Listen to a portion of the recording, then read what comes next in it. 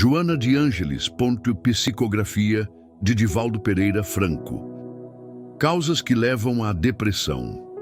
As síndromes de infelicidade cultivada tornam-se estados patológicos mais profundos de nostalgia, que induzem à depressão. O ser humano tem necessidade de autoexpressão, e isso somente é possível quando se sente livre.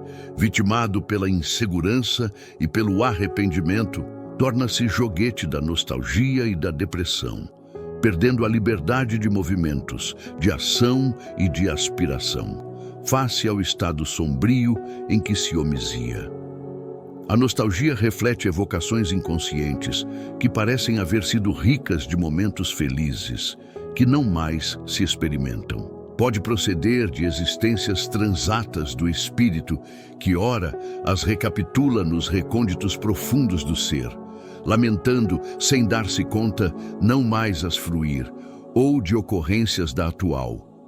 Toda perda de bens e de dádivas de prazer, de júbilos que já não retornam, produzem estados nostálgicos.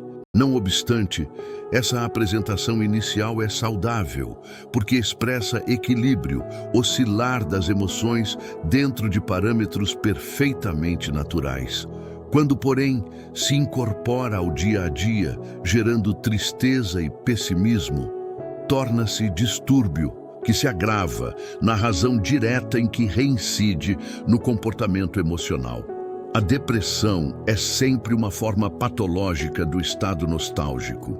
Esse deperecimento emocional vê-se também corporal, já que se entrelaçam os fenômenos físicos e psicológicos. A depressão é acompanhada, quase sempre, da perda da fé em si mesmo, nas demais pessoas e em Deus.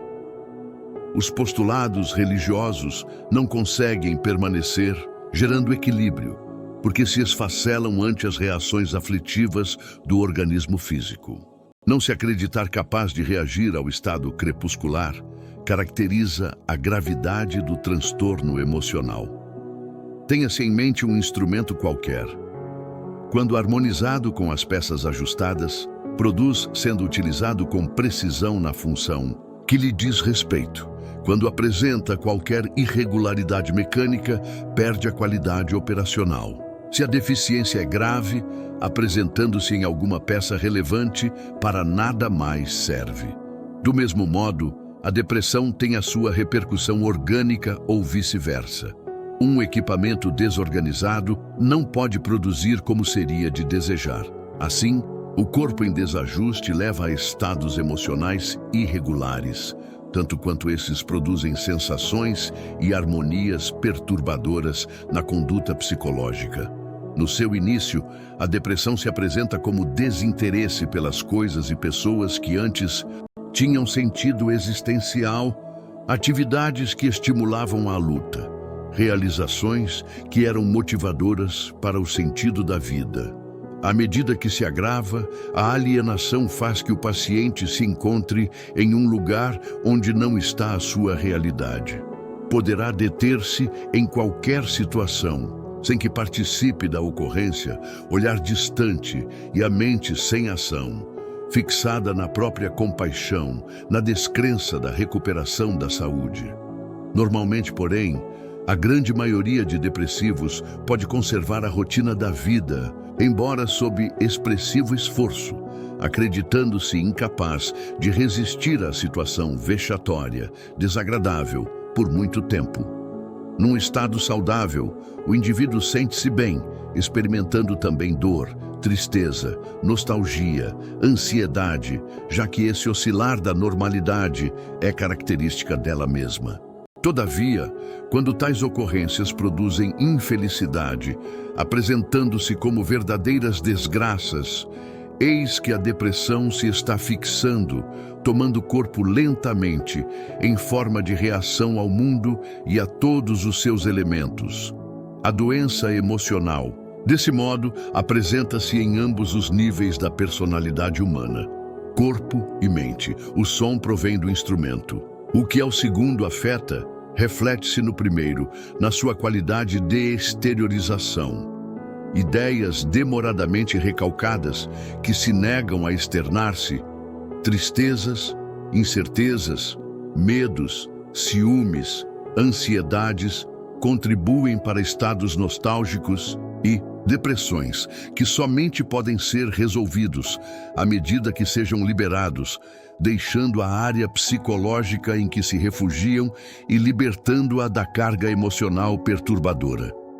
Toda castração, toda repressão produz efeitos devastadores no comportamento emocional, dando campo à instalação de desordens da personalidade, dentre as quais se destaca a depressão. É imprescindível, portanto, que o paciente entre em contato com o seu conflito, que o libere, desse modo superando o estado depressivo. Noutras vezes, a perda dos sentimentos, a fuga para uma aparência indiferente diante das desgraças próprias ou alheias, um falso estoicismo contribuem para que o fechar-se em si mesmo se transforme em um permanente estado de depressão, por negar-se a amar, embora reclamando da falta de amor dos outros. Diante de alguém que realmente se interesse pelo seu problema, o paciente pode experimentar uma explosão de lágrimas. Todavia, se não estiver interessado profundamente em desembaraçar-se da couraça retentiva, fechando-se outra vez para prosseguir na atitude estoica em que se apraz, negando o mundo e as ocorrências desagradáveis, permanecerá ilhado no transtorno depressivo. Nem sempre a depressão se expressará de forma autodestrutiva, mas com estado de coração pesado ou preso, disfarçando o esforço que se faz para a rotina cotidiana ante as correntes que prostram no leito e ali retêm. Para que se logre prosseguir, é comum ao paciente a adoção de uma atitude de rigidez, de determinação e desinteresse pela sua vida interna, afivelando uma máscara ao rosto que se apresenta patibular. E podem ser percebidas no corpo essas decisões em forma de rigidez, falta de movimentos harmônicos. Ainda podemos relacionar como psicogênese de alguns estados depressivos com impulsos suicidas, a conclusão a que o indivíduo chega, considerando-se um fracasso na sua condição masculina ou feminina, determinando-se por não continuar a existência. A situação se torna mais grave quando se acerca de uma idade especial, 35 ou 40 anos, um pouco mais, um pouco menos, e lhe parece que não conseguiu o que anelava, não se havendo realizado em tal ou qual área, embora noutras se encontre. Muito bem, essa reflexão autopunitiva dá gênese a estado depressivo com indução ao suicídio. Esse sentimento de fracasso, de impossibilidade de êxito, pode também originar-se em alguma agressão ou rejeição na infância por parte do pai ou da mãe, criando uma negação pelo corpo ou por si mesmo, e quando de causa sexual, perturbando completamente o amadurecimento e a expressão da libido.